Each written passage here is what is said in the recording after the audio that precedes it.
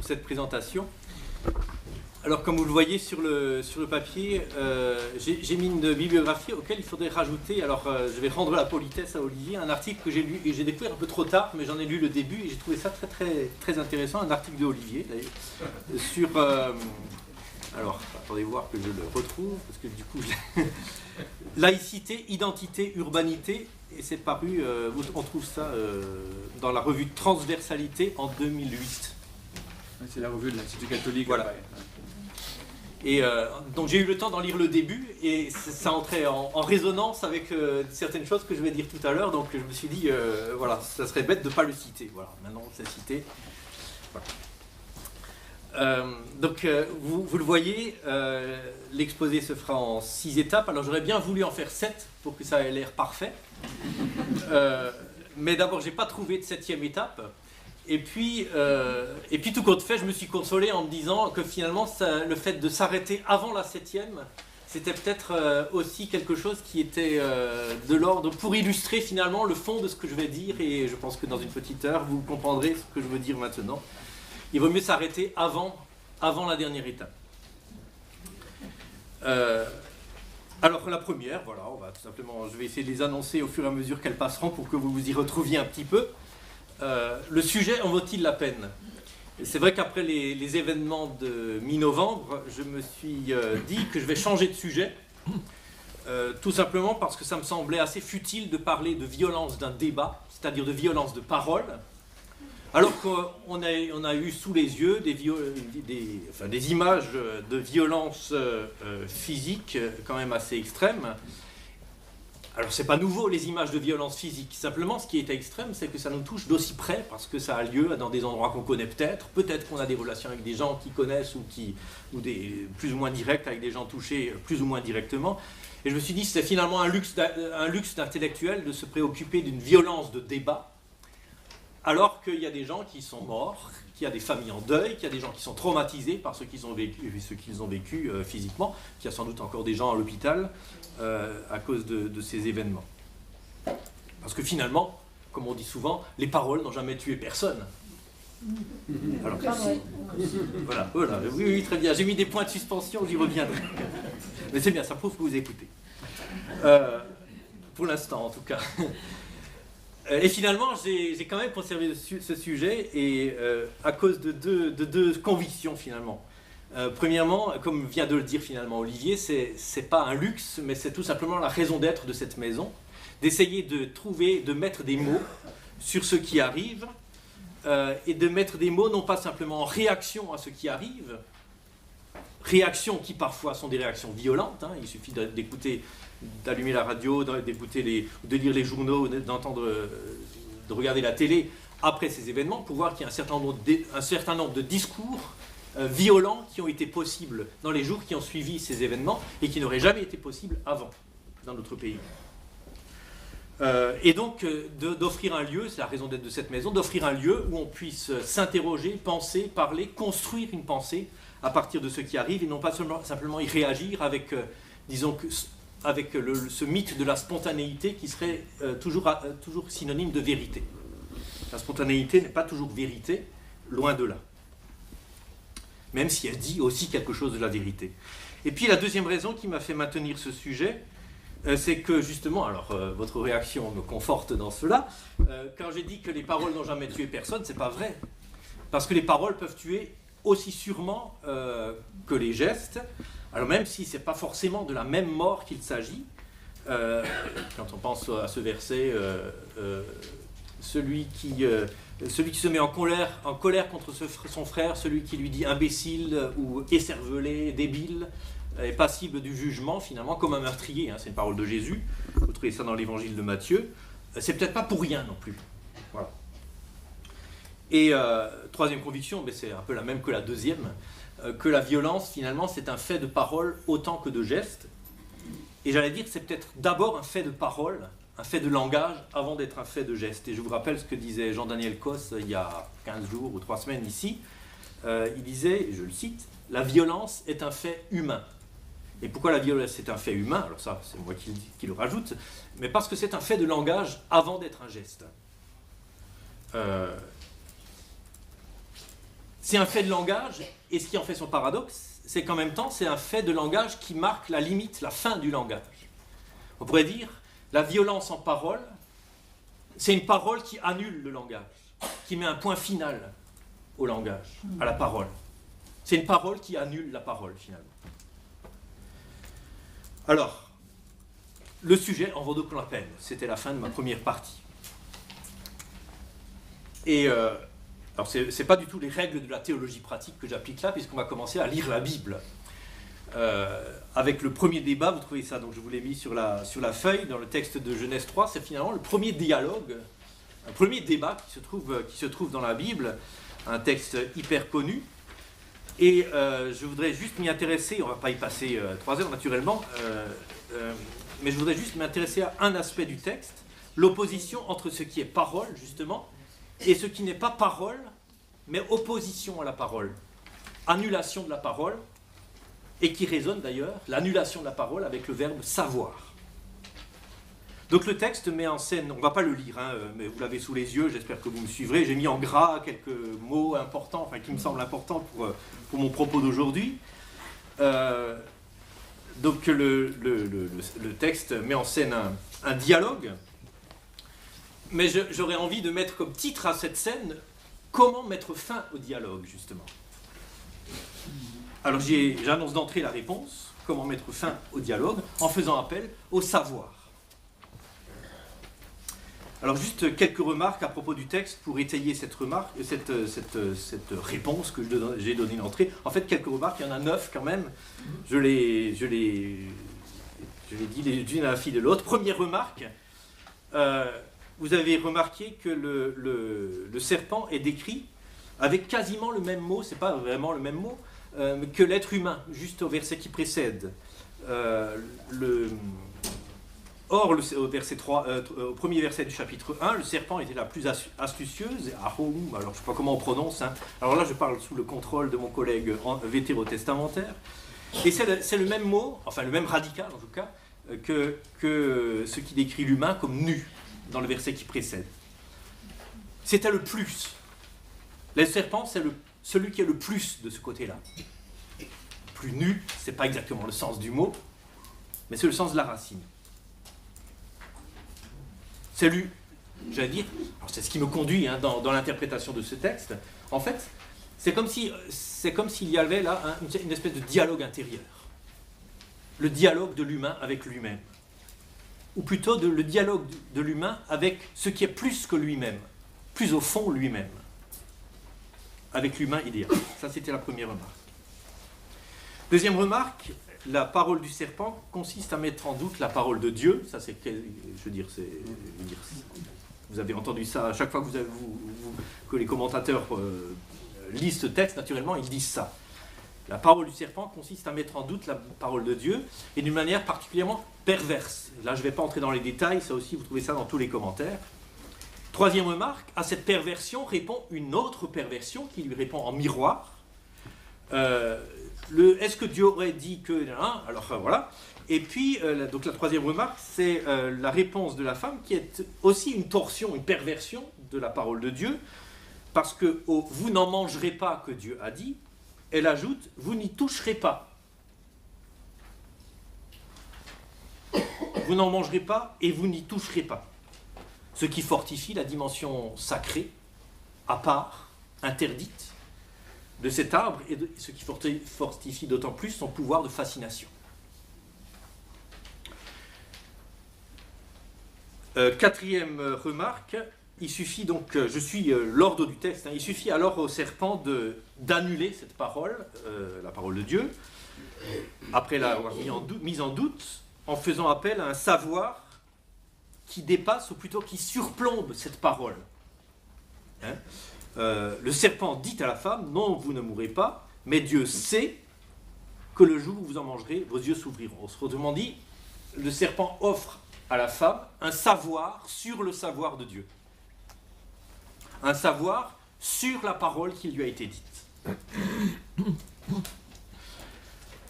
Et là, il ouvre une deuxième scène, hein, puisque là on était dans une scène de dialogue, et puis là on a une scène où le vocabulaire du dialogue s'interrompt et où il y a un vocabulaire de la vision, un vocabulaire du savoir et un vocabulaire de l'action. On mange, on prend, on voit, on regarde, les yeux s'ouvrent et on sait. Les humains savent enfin qui ils sont nus. Cinquième remarque, le vocabulaire de la parole et de l'écoute revient au verset 8, à l'arrivée de l'Éternel dans le jardin. Ensuite, il y a de nouveau le verbe dire qui est répété plusieurs fois. Mettre devant ce qu'ils entendent, la voix qu'ils entendent, l'homme et la femme fuient. Sixième remarque, donc les versets suivants, c'est à partir du verset 9, rapporte le dialogue de l'Éternel Yahvé avec l'humain. Un dialogue qui n'inclut pas le serpent qui était en dialogue avec lui juste avant, mais qui fait référence quand même. Et ce dialogue se conclut par une description qui est à la fois tragique et à la fois où il y a une touche d'espérance, une description de l'existence humaine. Et là je détaille ma sixième remarque à l'aide de trois autres remarques. Cette description, elle est marquée par le conflit, la violence et la mort. Le conflit, à commencer par le conflit intérieur, puisque c'est au serpent, vous vous rappelez ce que j'ai dit tout à l'heure, c'est au serpent que l'Éternel s'adresse d'abord.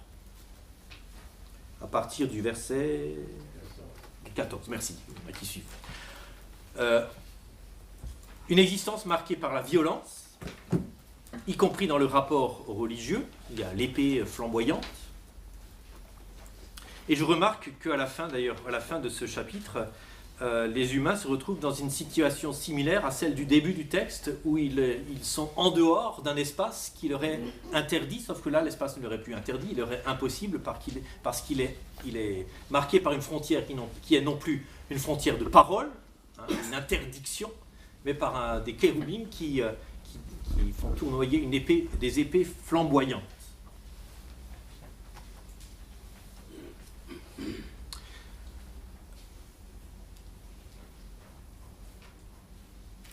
Dans cette deuxième sous-remarque de la première remarque de la sixième remarque, je fais remarquer aussi qu'il y a d'abord un savoir sur Dieu, puisqu'on sait ce que Dieu se dit à lui-même. Pourquoi il fait ça? Pourquoi il les chasse? Et la deuxième chose, c'est que ce savoir est conjugué, là encore, à une absence de parole, mais à la violence, à la présence de la violence, de l'épée.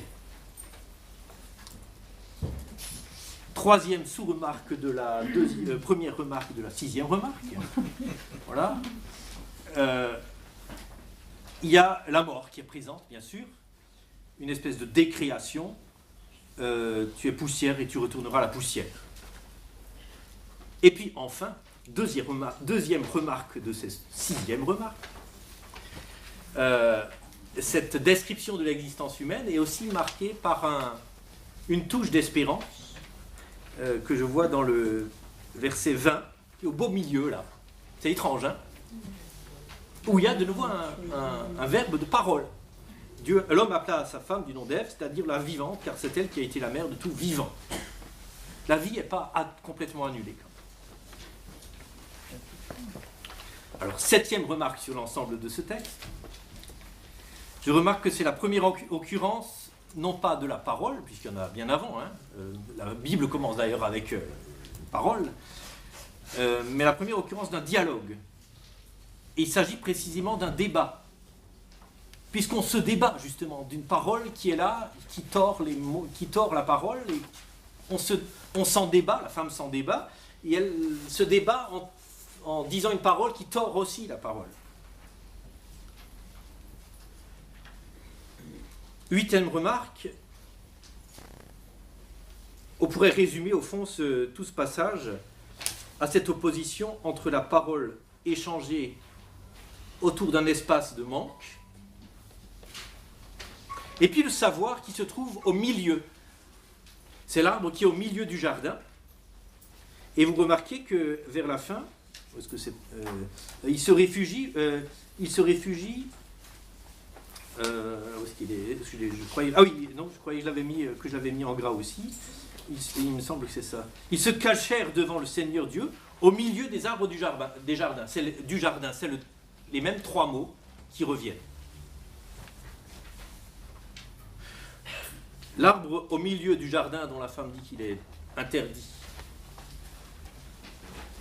Et on retrouve ensuite l'homme et la femme au milieu des arbres du jardin. Et là, dans ce lieu, c'est le lieu d'un savoir sur Dieu et d'un savoir sur l'homme. L'homme nu. Ou d'un savoir sur l'homme et donc d'un savoir sur Dieu, comme vous voulez.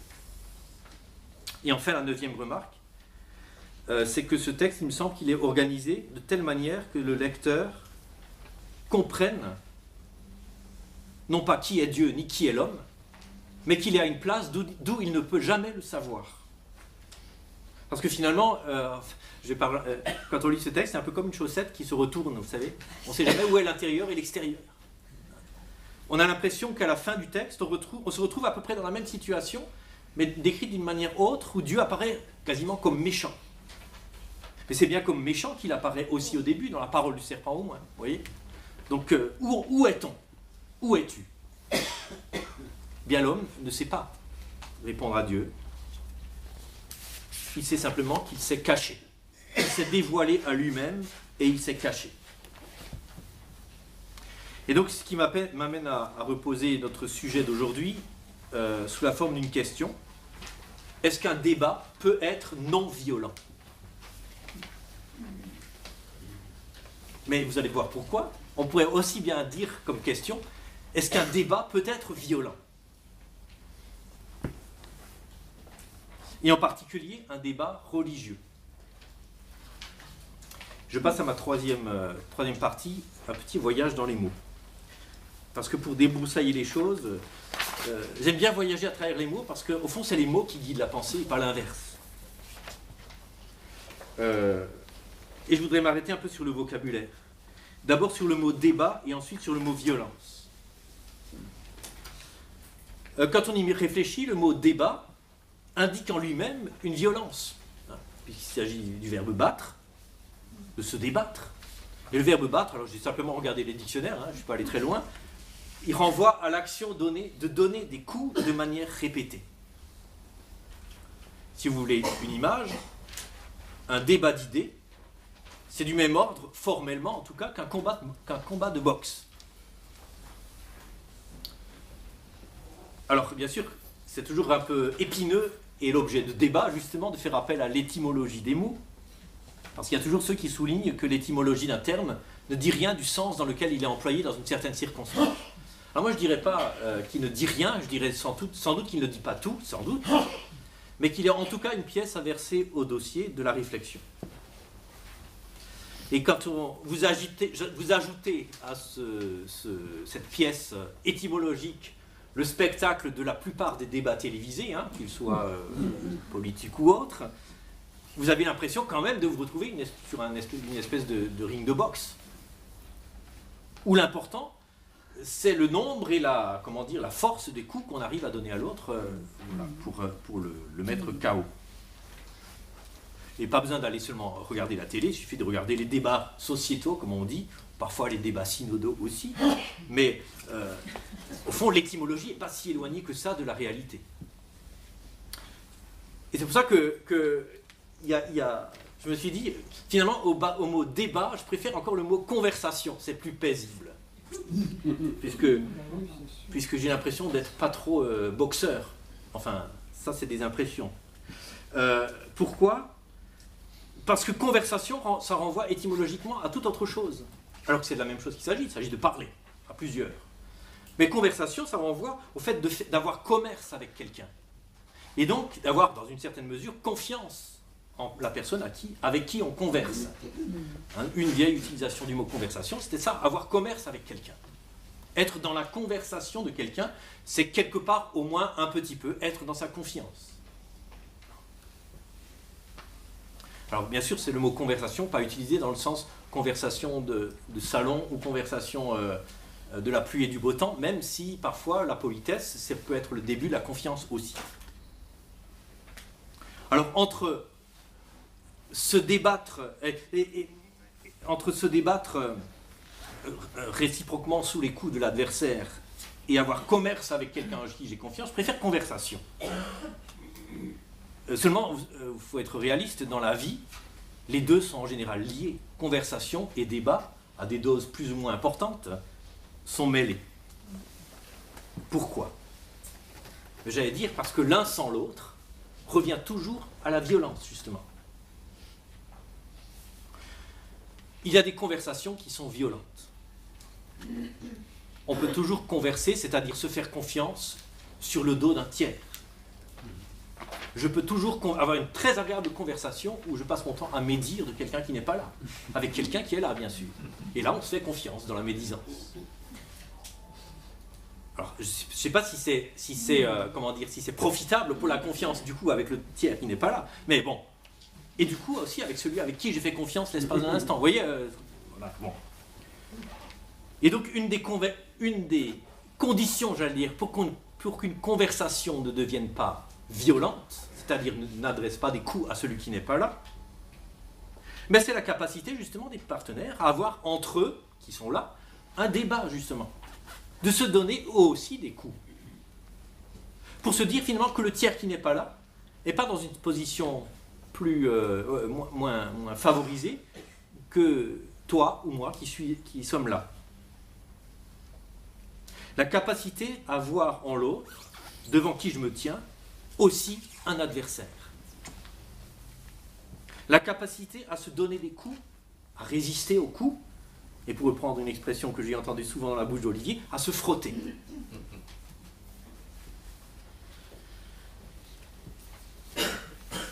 Et réciproquement, pour que le débat puisse être fécond, c'est-à-dire pour qu'il puisse y avoir du déplacement, du changement, pour qu'on puisse quelque part se convertir, il faut qu'il ait aussi une dimension de conversation, c'est-à-dire qu'au fond du débat, il doit y avoir, oui, un fond, un substrat, un sol, où il y a un tout petit peu de confiance quand même. Conversation et débat doivent marcher ensemble. Alors j'ai cherché un troisième mot qui pourrait résumer les deux, et puis je me suis trouvé devant le mot combat. Conversation et débat. Alors c'est un petit problème parce qu'en général le combat ça fait référence à quelque chose qui est encore plus violent que le débat. Vous voyez ?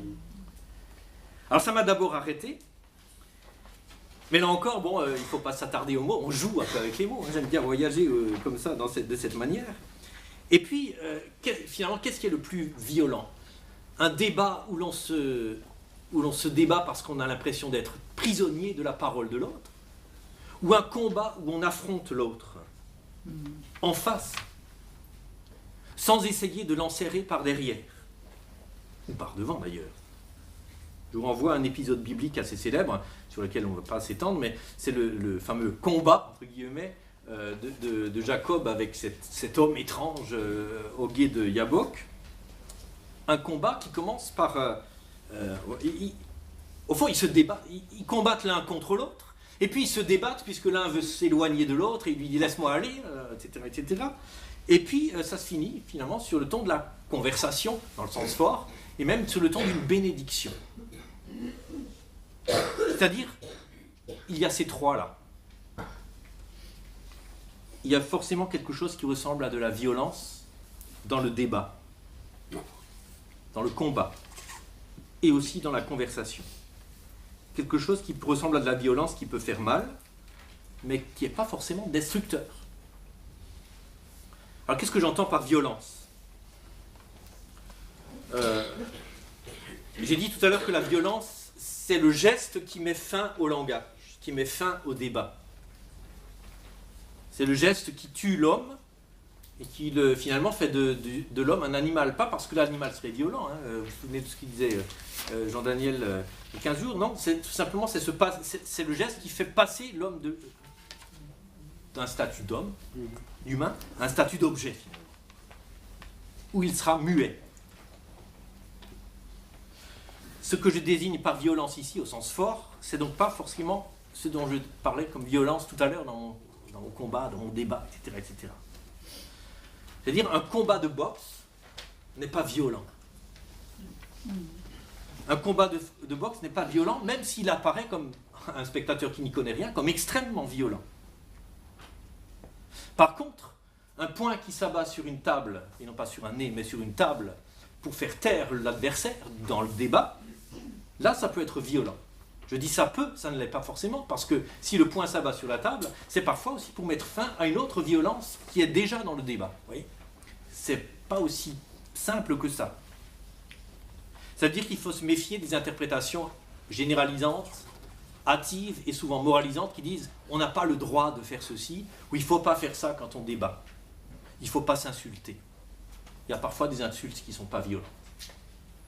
Tout dépend de qu'est-ce qu'il en résulte finalement et où ça se situe. Quand je dis que la Bible, c'est un... la boxe, la Bible, c'est un texte violent parfois. Hein. La boxe, c'est un sport à la fois violent et pas violent. Oui, c'est violent parce que je suppose que, enfin, j'ai jamais fait ça, mais enfin, celui qui se prend le poing de l'adversaire sur le nez, il a mal, il y a de la violence. Mais en même temps, c'est un sport, c'est-à-dire une violence encadrée. Une violence tout à fait réelle, physique, mais qui est prise en charge par le symbolique, c'est-à-dire par une règle, une loi qui dit voilà dans quel cadre on se bat. Ça ne veut pas dire que les boxeurs n'éprouvent pas des tas de choses dans leur tête, j'imagine, quand ils combattent, y compris la haine, et la haine la plus terrible. Alors pour prendre un exemple plus proche, que je connais un tout petit peu moins bien, moins mal plutôt, quand mes fils se battent dans mon salon, il y a de la violence. Il y a du jeu. Il y a de la violence et en même temps il y a du jeu. Ce qui veut dire que ce n'est pas de la violence au fond. Pas avec un grand V, si on peut dire comme ça. Mais on voit bien qu'il y a des moments où il n'y a plus de jeu. Où ne compte plus que les adversaires en présence. Et alors là, la violence devient violente. Et c'est là que théoriquement c'est le rôle des parents de dire stop. Pourquoi ? Parce qu'il y a une limite qui a été franchie. Et dans l'étymologie du terme violence, il y a aussi viol. C'est-à-dire, tout ça, c'est la même famille, bien sûr. Hein. Il y a aussi vie. Hein. La vie, oui, la force, ce qui, pour essayer de conserver ou de produire la vie, produit en fait quelque chose qui est de l'ordre de la mort. Quand il y a... on passe une frontière, en fait. Des exemples médiatiques, il y en a eu sur les stades, hein, je veux dire, où il y a de la violence dans le football aussi, parfois même de la violence un peu violente, et puis c'est pour ça qu'il y a un arbitre d'ailleurs. Seulement dans les tribunes, il n'y a pas d'arbitre. Alors dans les tribunes, maintenant, on met des policiers. Oui. Parce que sinon, il y a de la violence dans les tribunes, plus que sur le stade lui-même. Mais en quoi peut bien résider la violence d'un débat ?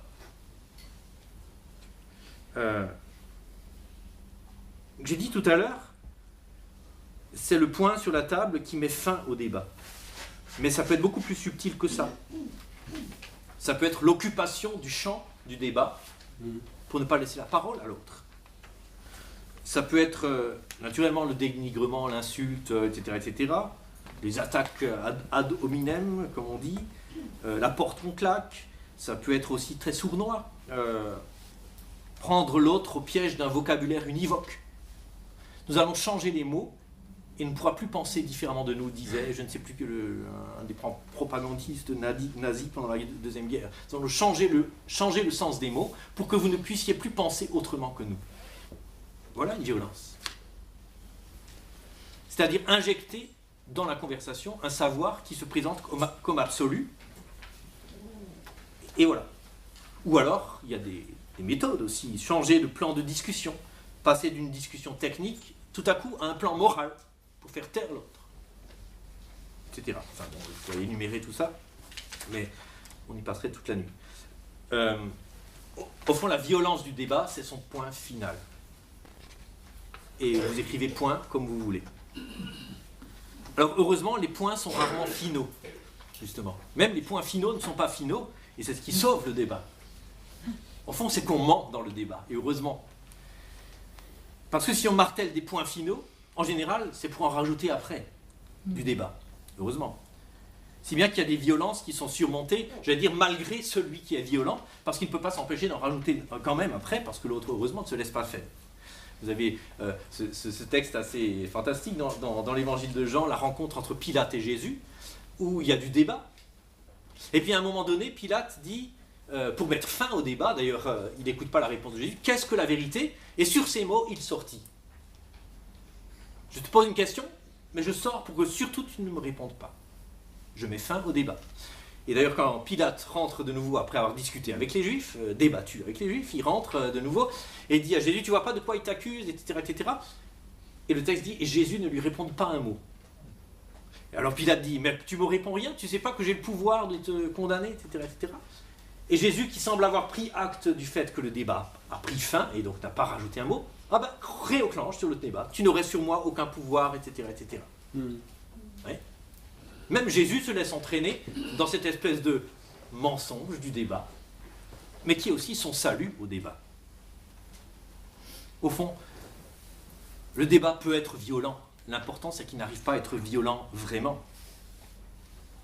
Tant qu'il reste dans le cadre d'un pacte, ça va. Et parfois, il peut même outrepasser. L'important, c'est que le pacte soit rattrapé. Et ce n'est pas une affaire de devoir rattraper le pacte. Ça se fait quand même souvent d'une manière tout à fait instinctive. Finalement, si je suis violent, l'autre l'est aussi en face, et tant mieux. Il y a dans tout cela une violence, que j'allais dire, une violence acceptable, ou peut-être même nécessaire. La violence du combat, qui reconnaît l'adversaire finalement, même sans s'en apercevoir, comme celui de qui, dans le débat même, je reçois mon nom quelque part. Celui qui me fait exister dans ce débat. C'est celui qui me résiste aussi. Celui dont la parole, s'entrechoquant avec ma parole, produit une autre parole qui peut-être, mais pas forcément, nous sera commune à tous les deux avant qu'on débatte d'autre chose.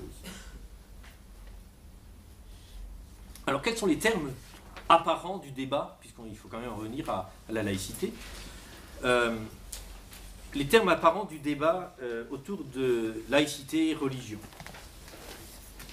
Alors le réflexe intellectuel que j'ai eu et que j'ai dû lutter contre moi-même pour ne pas le mettre en application, ce serait de commencer par définir ces deux termes, laïcité et religion, parce qu'on dit toujours il faut d'abord savoir de quoi on parle et après on peut parler. Eh bien c'est pas vrai, c'est rare. C'est rare. D'ailleurs c'est à peu près impossible. Et d'autant plus qu'ici, les problèmes de définition font partie intégrante du débat. Et donc, je préfère commencer par brosser une espèce de tableau superficiel du débat, dans ses apparences. Ce qu'on peut en percevoir superficiellement dans une première approche des discours. Alors, le problème avec ce débat, c'est que, je veux dire, les discours sont infinis et on peut... Oh, j'aurais pu rajouter 15 pages de bibliographie, ça ne serait pas fini. Et bon, j'ai choisi quelques-uns qui me paraissaient assez représentatifs de ce débat. Et voilà, vous pouvez vous y reporter, mais... Si vous allez voir sur Internet, je veux dire, c'est infini, on s'y perd, on s'y noie. Alors d'abord, il faut remarquer, la première chose, c'est que, sauf pour quelques discours vraiment extrémistes, qui ne se situent d'ailleurs généralement pas eux-mêmes dans le débat, la laïcité en soi ne semble pas mise en cause. Elle ne semble plus faire débat, justement. Raphaël Liogier, dans le livre que j'ai mis en bibliographie, a remarqué, il n'est pas le seul, que le terme, finalement, s'est doucement installé dans ce qu'il appelle la pensée dominante. Ce que je veux dire, c'est que, aujourd'hui, pour être audible dans le cadre de ce débat, il faut commencer par poser ce préalable que nous sommes pour la laïcité. Et même l'Église catholique s'y est fait. À cette loi de 1905, qui est quand même un moment important pour ce sujet en France, ça ne résume pas la laïcité française, hein, mais quand même. L'Église catholique s'y est faite à cette loi, de même que la loi s'est faite aussi à l'Église catholique, puisqu'on l'a aménagée pour que l'Église catholique puisse s'y faire, justement. Voilà. À tel point d'ailleurs que lorsque la Fédération protestante de France a suggéré un toilettage, et remarquez la prudence du terme quand même, de la loi de 1905 à l'occasion de son centenaire, l'Église catholique a dit non, non, non, surtout pas. On ne veut pas vous soutenir là-dedans. Autre demande, pour avoir une voix dans ce débat, il faut dire que nous admettons la laïcité, voire s'en faire le défenseur. Par ailleurs, le débat ne semble pas remettre en cause non plus ni l'existence, ni la valeur des religions. Quand j'entends ou que je lis la plupart des déclarations ou des discours ou des articles de personnes qui sont, comment il faudrait dire, laïques, allez, on va rester dans le vague, ça commence toujours par dire que nous ne sommes pas contre la religion, ni contre les religions, etc., etc. Et nous ne voulons pas nous prononcer, même philosophiquement, sur la valeur des religions. La laïcité se dit avoir simplement pour mettre pour objectif de mettre un frein à la tentation religieuse de régenter le monde et la société. Elle se donne comme mission de marquer ce qui est la limite entre ce qui est de l'ordre, et là il faudrait mettre en question ces divisions-là, mais bon, ce qui est de l'ordre du spirituel et du temporel, peut-on le dire parfois. Alors, vous voyez, j'avance sur des œufs, parce que tous ces mots sont hyper piégés, mais bon. Pour faire bref et rigolo, au curé le salut des âmes, dans l'au-delà, aux politiques, aux médecins, aux instituteurs, le bonheur des hommes dans l'ici-bas. Chacun son domaine et les peuples seront bien gardés. Alors on dirait, ben voilà, si ni la laïcité ni la religion n'est mise en question dans ses fondements, puisque tout le monde semble d'accord sur les principes, comment parler de la violence d'un débat qui donc théoriquement n'existe pas? Ben, c'est tout simplement que la théorie, ça ne marche jamais dans la pratique. Ça reste de la théorie. Une fois qu'on dépasse le stade des préalables polis, mais des préalables polis qui sont aussi des préalables fondamentaux, je veux dire, c'est pas simplement par politesse dans le sens léger du terme. Une fois qu'on dépasse le préalable de ce qui apparaît souvent comme des dénégations, nous ne voulons pas dire que, mais on va le dire quand même, certainement. Si on ne dit pas qu'on veut le dire, si on dit qu'on ne veut pas le dire, c'est qu'on le dit quelque part. Une fois qu'on écoute les discours un peu plus longuement, on s'aperçoit que ces préalables disent en fait quelque chose de cette compétition qui, au fond, est le ressort du débat et du combat, et heureusement aussi de la conversation qui se livre sur ce terrain. Il y a de la compétition et donc de la violence. De quoi s'occupent donc les débatteurs, en fait, quand on lit les discours? Eh bien, la plupart du temps, les discours sont présentés de telle manière qu'ils sont entendus, ou qu'ils pourraient être entendus, comme se situant sur le terrain, non pas du fondement ou des principes de la laïcité et de la religion, mais de la manière dont ces choses-là sont comprises et mises en œuvre. De la manière dont la laïcité est comprise et mise en œuvre dans la société, par les lois, ou l'absence de loi peut-être, les accommodements, etc. Ou bien, et de l'autre côté, de la manière dont les religions conçoivent leur rôle dans la société. Est-ce que les religions peuvent avoir une parole publique sans avoir donné l'impression qu'elles veulent s'imposer au monde et à la société? C'est là que commence le débat. Et ce débat-là dit quelque chose d'assez profond, il me semble. Et c'est là que les choses deviennent aussi plus compliquées. Alors je les rends simples et caricaturales, enfin pas caricaturales, mais simples. D'un côté, nous avons les religieux qui reprochent aux laïcs d'avoir une conception religieuse de la laïcité, c'est-à-dire de faire de la laïcité une religion, comme une sorte de nouvelle doctrine qui prétendrait amener le bonheur de l'humanité. Et d'autre part, en face, il y a des laïcs qui reprochent aux religieux de sortir des limites de leurs compétences en prétendant dire pour l'ensemble de la société ce qui est bien, ce qui est bon, ce qui est vrai et ce qu'il faut faire et pas faire. Parce que les religions, c'est bien connu, s'occupent essentiellement de morale éventuellement agrémentée de croyances plus ou moins impossibles à prouver. Alors, j'ai dit que c'est schématique, mais ce n'est pas caricatural. J'ai dans mon ordinateur tout un florilège, alors j'ai pas pris tout parce que ça remplirait tout l'ordinateur, même si le disque dur est assez grand, tout un florilège de citations assez hautes en couleur finalement, qui illustrent finalement jusqu'à quel point ce débat peut être violent, en tout cas dans les apparences, dans les termes utilisés, les anathèmes réciproques. Et ça ne concerne pas seulement les discours les plus extrémistes d'un côté ou de l'autre. J'allais dire pour les discours extrêmes, c'est finalement assez simple. Vous avez les religieux nostalgiques intégristes d'un côté, vous avez les laïcards militants anti-religieux de l'autre, et puis vous avez une troisième catégorie qui mêle un peu les deux, qui est quelque part les religieux intégristes qui se servent de la laïcité pour finalement imposer une laïcité religieuse, orientée très... Pardon ? On a compris. Voilà, vous voyez de quoi je parle. Voilà. On voit. Alors, mais c'est pas ça qui est le plus intéressant. Je vais dire, c'est des caricatures de débat. Puisqu'à ce stade, on ne débat plus. Je veux dire, c'est simplement des invectives. Non, ce qui est intéressant, c'est dans les discours qui sont plus modérés, plus rationnels, plus profond finalement, j'allais dire. Et c'est là, paradoxalement, il me semble que le débat est le plus intéressant parce qu'il est le plus religieux. Mais dans un sens que je vais essayer de développer maintenant, sans essayer de donner trop une définition. Alors c'est quoi le caractère religieux de ce débat ? Alors j'ai intitulé ça « Lutte pour un métadiscours ». J'illustre ce débat par deux textes que j'ai choisis dans un océan de documentation. Le premier qui est la fin d'un texte de la Conférence des évêques de France à l'occasion du centenaire de la loi de 1905, donc ça donne déjà un petit peu. Et puis l'autre qui est de la plume ou plutôt de la parole, mais c'est un compte-rendu assez mot à mot d'une conférence qu'il a donnée.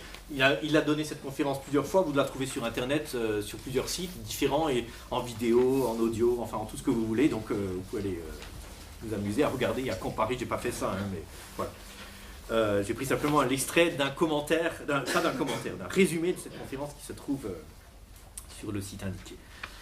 Donc, tout cela considéré, c'est la fin de ce document, où il expose la conception catholique de la laïcité aujourd'hui, en 2005, après 100 ans de loi de séparation des églises et de l'État.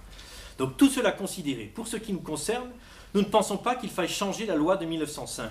Certes, il n'est pas dans notre intention de l'idéaliser, mais alors que la loi n'utilise pas le mot laïcité, on en est venu à la considérer comme l'expression d'un équilibre satisfaisant des relations entre l'État et les organisations religieuses.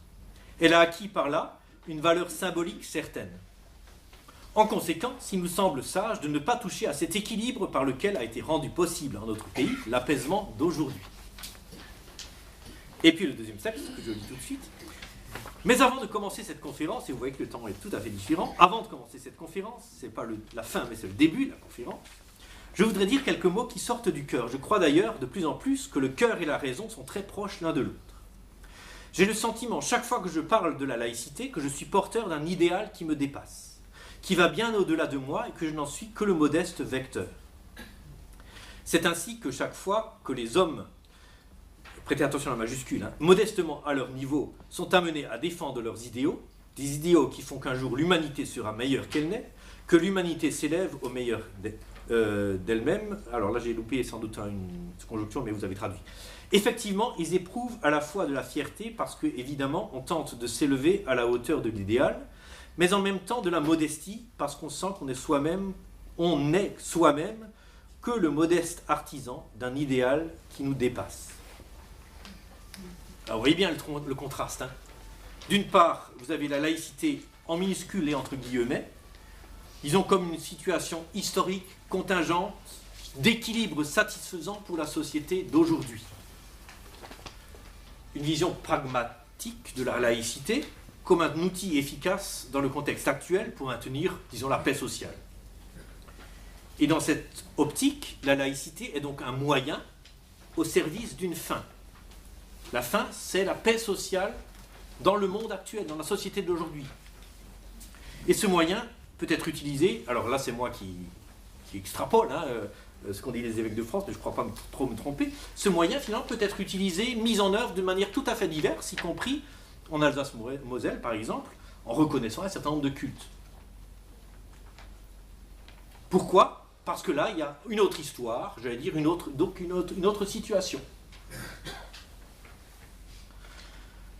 En face, ou à côté, ou juste après, l'autre citation, c'est la laïcité sans guillemets et avec une majuscule, comme un idéal qui transcende les cultures, dans le cadre d'une conception téléologique. Alors là, je me suis exercé pour ne pas dire théologique de l'être humain, mais je crois que mon lapsus, quand j'ai lu mon papier, n'était pas aussi dénué de signification que ça. Une conception téléologique de l'humanité. C'est-à-dire l'humanité, c'est quoi ? C'est un idéal à atteindre, et c'est en même temps quelque chose dont Peña Ruiz sait que l'humanité, dans son essence, elle est composée ou elle est faite de liberté, d'égalité, et un troisième principe dont je ne me souviens plus maintenant parce que je ne l'ai pas noté, dans les questions peut-être que ça me reviendra tout à l'heure. Au fond, la laïcité, c'est quoi ? C'est le synonyme pour lui d'émancipation, de libération. C'est la dynamique qui peut orienter l'être humain vers son véritable destin, vers sa vérité finalement. Alors naturellement, lire des textes, c'est au moins deux choses, d'après moi. C'est pratiquer d'abord l'herméneutique du soupçon, parce qu'il n'y a pas de texte transparent, ça n'existe pas. Et donc on peut soupçonner derrière cette conception, la conception catholique, donc celle du premier texte, le monstre qui dort en attendant la possibilité de se libérer des liens juridiques dans lesquels il est enfermé depuis 1905, au moins en France de l'intérieur, même s'il a appris à les apprivoiser avec ces aménagements dont j'ai parlé tout à l'heure. On peut aussi relever dans le discours de Peña Ruiz une espèce d'absolutisme des Lumières, la raison toute puissante finalement, qui frise quand même parfois la négation des particularités historiques, des situations.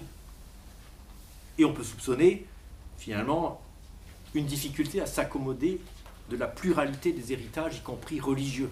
Et c'est là que je fais ma petite page publicitaire. Héritage religieux dont la laïcité profite aussi, puisque vous avez dans le numéro de TR quelques textes choisis de Roger Williams, qui est en vente à la sortie, qui montre que finalement la généalogie de la laïcité n'est pas une généalogie athée et ne s'arrête pas aux Lumières, elle remonte bien avant. Genèse religieuse de l'État laïque, c'est ça le titre du dossier. Mais en même temps, ça c'est l'herméneutique du soupçon, mais ça nous entraînerait trop loin. Du coup, il y a une autre manière de lire ces textes qui font abstraction du discours, du soupçon externe, de ce qu'on sait par ailleurs, de ce que dit Peña Ruiz sur l'histoire de l'Église catholique, etc. Mais qui se trouve tout simplement un soupçon qui se lève à la lecture même des mots du texte. Quelque chose dans les textes qui est impensé des textes eux-mêmes et qui se révèle dans leurs mots. Je prends par exemple le titre de la conférence de Peña Ruiz, « Laïcité ou guerre des dieux, l'heure du choix ». Vous remarquez qu'on peut comprendre ce titre au moins de deux manières. La manière, j'imagine, dont Peña Ruiz l'a compris elle-même, c'est il faut choisir, l'alternative c'est entre la laïcité d'une part et la guerre des dieux d'autre part. Mais le mot « ou », la conjonction « ou » peut avoir une autre signification en français. La laïcité comme guerre des dieux. La laïcité ou, sous d'autres termes, la guerre des dieux. Et, je vais dire, il peut y avoir encore une troisième façon de comprendre, c'est le paradoxe qu'il y a entre les deux, la tension qu'il y a entre ces deux manières de lire le texte. C'est-à-dire ce paradoxe qui est intrinsèque à l'idée de laïcité elle-même, qui est à la fois quelque chose qui veut se situer en dehors, mais qui est quand même un discours qui a de la peine à ne pas être un discours religieux.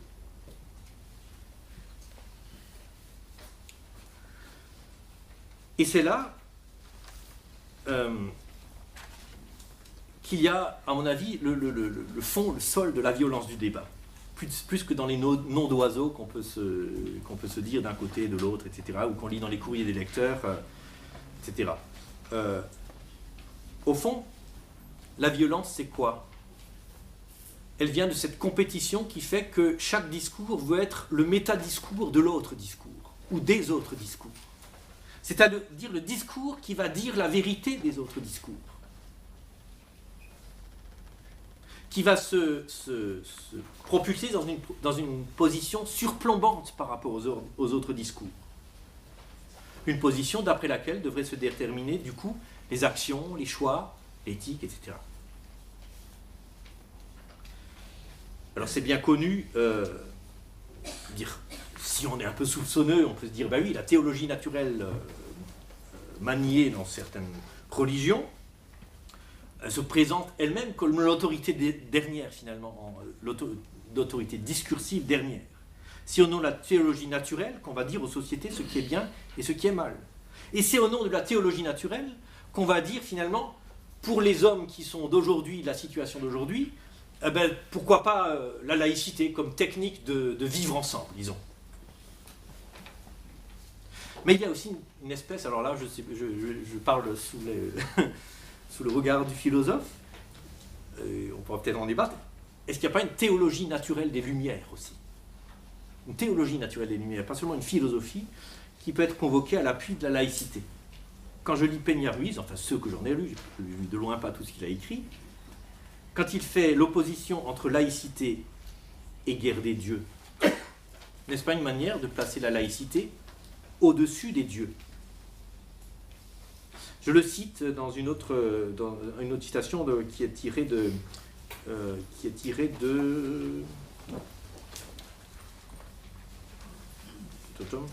non, je ne le cite pas, c'est peut-être un peu plus loin, non, je ne me rappelle plus, parce qu'il est fourré, c'est peu importe.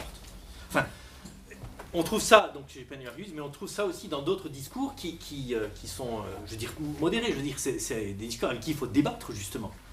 Je prends par exemple une phrase ou un ensemble de phrases de la commission, du rapport de la commission Stasi au sujet de l'école, parce que l'école c'est un lieu finalement sensible de ce débat. Quand la commission Stasi dit « L'école doit permettre aux élèves d'exercer leur jugement sur les religions et la spiritualité en général dans la multiplicité de leurs manifestations, y compris leurs fonctions politiques, culturelles, intellectuelles et juridiques. » Ou alors, dans la charte de la laïcité, donc, qui a été sortie il y a quelques années, son article 6 de la charte de la laïcité à l'école, la laïcité de l'école offre aux élèves les conditions pour forger leur personnalité, exercer leur libre arbitre, expression théologique, hein, et faire l'apprentissage de la citoyenneté. Elle les protège de tout prosélytisme et de toute pression qui les empêcherait de faire leur propre choix. Donc, si je lis ces textes, j'ai quand même l'impression qu'ils disent, finalement, la laïcité, c'est ce qui permet, d'en haut, ou d'en bas peut-être, mais en tout cas à l'extérieur, de juger. Et parfois, c'est quand même vu d'en haut, puisqu'il s'agit de juger, justement.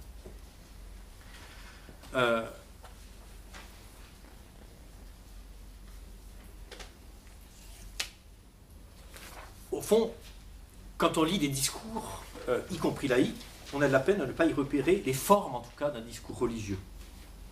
Où finalement, la pensée critique joue le rôle plus de savoir que de méthode, que de technique.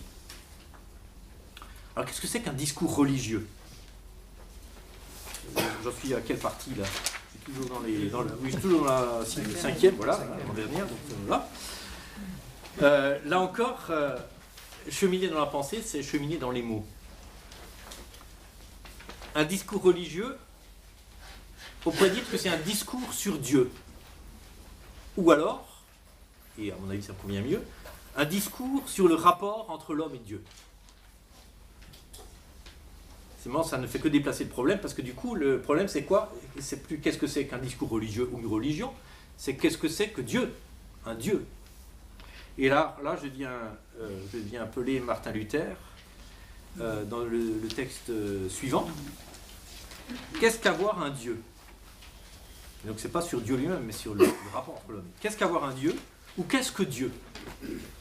Alors c'est intéressant de coller les deux questions. Pour lui, c'est deux questions qui sont la même question en fait.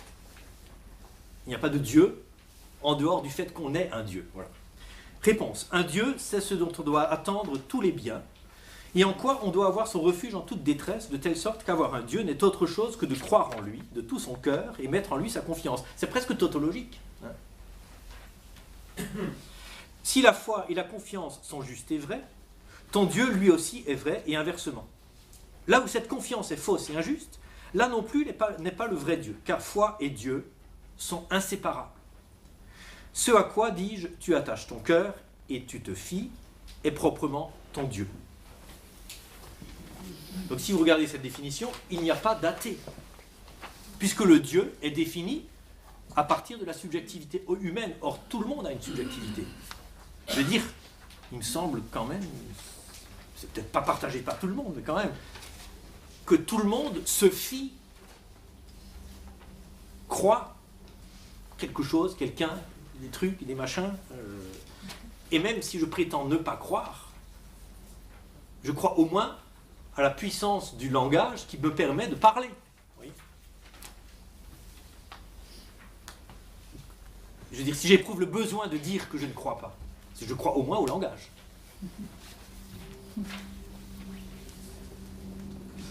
Autrement dit, pour en revenir à Peña-Ruiz, si ma foi et ma confiance se portent vers l'idéal d'une humanité composée d'êtres libres et égaux, et vers la raison qui permet d'y arriver, alors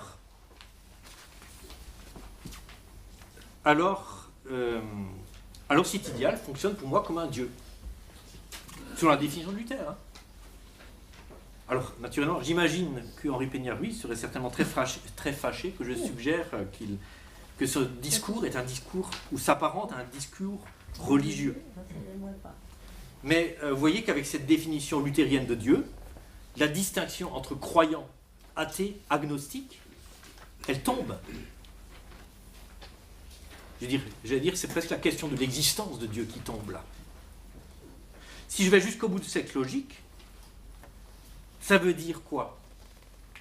Ça veut dire que la guerre est toujours guerre des dieux. Que le débat, quand il concerne quelque part ce qui concerne l'homme d'une manière un tout petit peu ardue, aiguë, le débat est toujours un débat religieux. Pourquoi?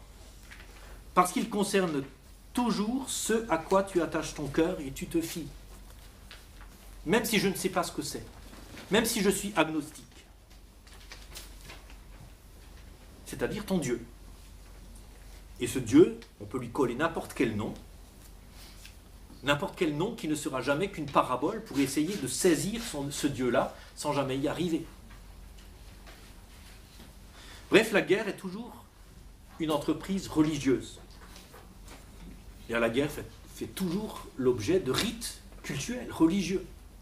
Même s'il ne s'appelle pas religieux forcément, a fortiori dans un état qui se dit laïque. Et la religion est toujours une entreprise guerrière. Ce qui me fait revenir à l'image saisissante qui conclut Genèse 3, où il y a eu justement ce débat et cette espèce de volonté d'assomption du discours, de métadiscours. Hein. Le serpent qui dit « Moi, je vais vous dire ce qu'il y a au-dessus du discours de Dieu. Je vais vous dire la vérité du discours de Dieu. Et je sais. » Donc à la fin de ce texte, le signifiant Yahvé, je ne sais plus où j'ai fourré le texte, voilà, la première question, chez moi c'est en 2 pages, voilà. Il est associé au signifiant épée. J'ai souligné tout à l'heure. C'est-à-dire quoi? Le manque au cœur de l'existence qui était auparavant délimité par un interdit, c'est-à-dire par une parole, c'est-à-dire quelque chose en quoi on doit croire, faire confiance, désormais ce manque il est délimité par la violence, par la force, par quelque chose qui s'impose, qu'on ne doit pas croire, mais à quoi on ne peut que se soumettre. L'épée flamboyante, fascinante. Alors parce que la seule autre occurrence de ce terme, cet adjectif, il apparaît, c'est quand les magiciens font pour contrer les tours de magie, on peut dire ça, de Moïse, ils font des enchantements. C'est ce verbe-là qui est utilisé, cet adjectif, ou ce nom.